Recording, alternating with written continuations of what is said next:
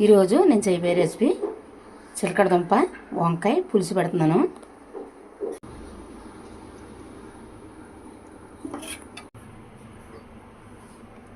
ఉల్లిపాయలు, పచ్చిమిరపకాయలు, కరివేపాకు,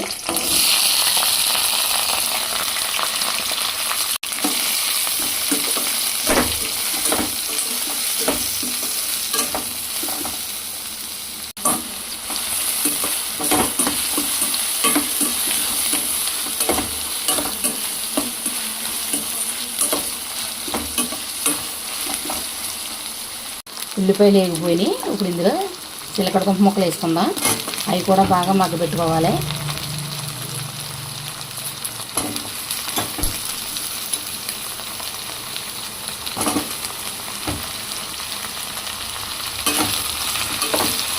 ఇవి మూత పెట్టి మగ్గించుకుందాం.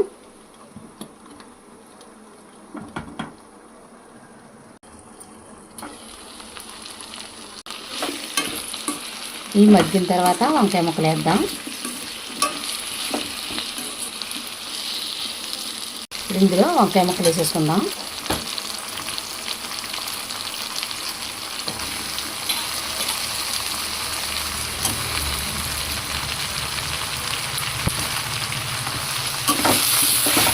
ఇందులో కొంచెం పసుపు కూడా వేసుకుందాం. ఇప్పుడు చిన్న మంటలో పెట్టి మగ్గించుకుందాం.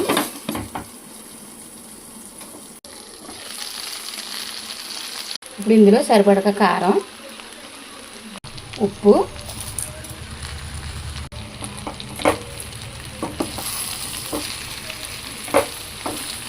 ఇందులో ముందు చింతపండు వేయకుండా వాటర్ వేసి ఉడికిందాం.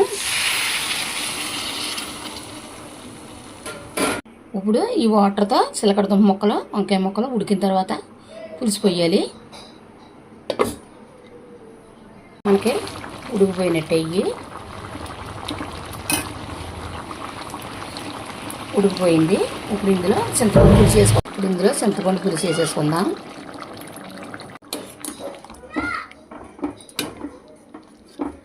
మనకి పులుసు దగ్గర పడుతుంది. ఇందులో చిన్న బెల్లం ముక్క వేసుకుంటే బాగుంటుంది.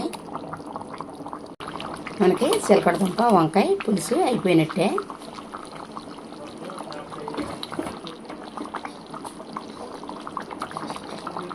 మనకి వంకాయ చిలకడ దుంప పులుసు రెడీ అయిపోయింది. ఇలా మీరు కూడా ట్రై చేయండి, చాలా బాగుంటుంది ఈ కూర. ఈ వీడియో కనుక మీకు నచ్చినట్లయితే లైక్ చేయండి, షేర్ చేయండి, కామెంట్ చేయండి, సబ్స్క్రైబ్ చేయండి.